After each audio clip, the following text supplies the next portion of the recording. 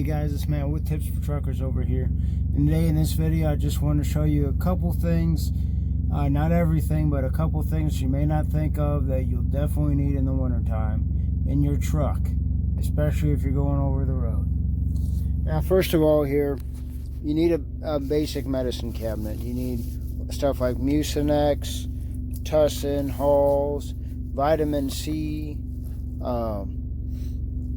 Pepto-Bismol, Theraflu helps, all kinds of little things like that. This is just my one of my bags of medicine and stuff. I sprayed my ankle a little bit a couple years ago, but I still keep the wraps. I got an Ace bandage in here, and Halls, and just a bunch of, like I said, I got an Ace bandage there. Just a bunch of little toiletries and little medicines that you'll definitely need. But like I said, this is not all of them, but this is just a nice bag if you want to keep it in a special cabinet or something. But definitely keep a handful of medicines, like ibuprofen and aspirin too, Visine, something you might not think of, and just little things like that. Make sure you have a decent medicine cabinet, because when you get sick on the road, it's 10 times worse than being sick on the truck. I already showed you my bug out bag, but this is one thing that you definitely need in the wintertime: a lighter.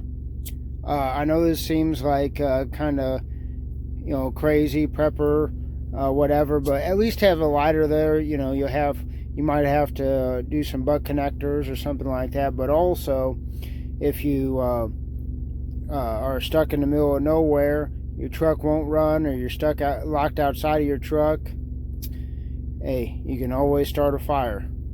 Speaking of that, always have a roll of duct tape. I got a couple rolls. This one's almost empty. Well, quick items here. This is a heating pad. I got this for my I got it for my ankle. I'm gonna sprain my ankle, but I keep that just in case I lose my APU, and I keep this underneath my bunny Shelby's cage to keep him warm if that would happen. And I also have a heated blanket for myself. Next up, always have some form of way of cooking things.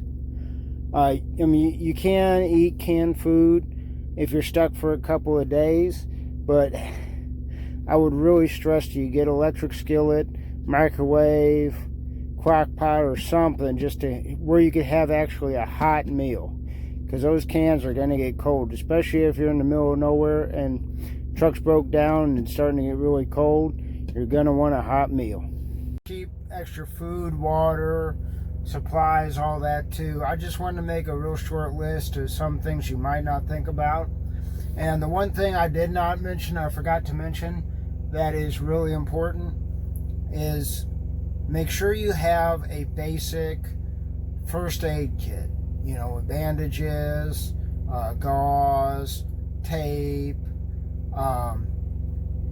Try and have something that you can make a makeshift splint out of. I got a couple pieces of wood in here. I could make a makeshift splint if I had to, because I'm telling you guys, I know you guys think I'm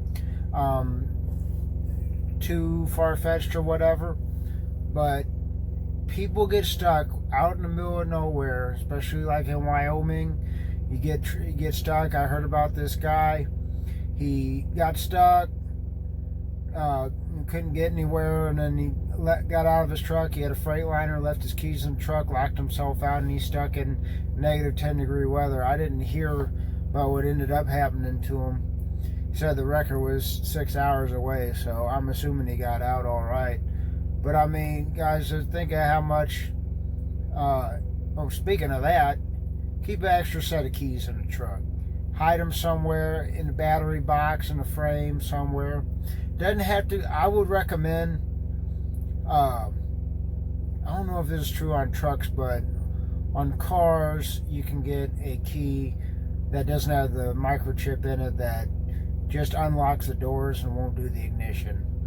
So what I actually have on my truck is I have a unlock key fob remote, and I keep one of those hidden in the truck outside where I can access it. Because in Peterbilt you can't lock yourself out. But let me tell you what, if you tell me I can't do something, I will end up doing it. And I somehow actually pushed the lock halfway down when I left out of my truck and closed the door. And what I ended up doing was, like I said, I had a little key fob in a hidden place in my truck, and was able to unlock it. And that way, at least if you have a key fob or a dummy key, at least you can get it, or a bump key. Those are illegal. Don't tell anybody I told you you have one of those. But you need some way of getting inside your truck. Slim Jim, hide a Slim Jim underneath the truck somewhere on the frame. Put a magnet on it or something. But don't get yourself locked out of the truck. I've seen it happen a million times. It's happened to me. Actually, a couple times. So don't judge people for that. But anyway, man, I know that my videos keep going on and on just because there's so much to add on to the material. But I'm going to try and wrap this up and keep it short and sweet. But those are a couple things you might not think about that you need, definitely in the wintertime especially. It's Matt with Tips for Truckers. Have a great day.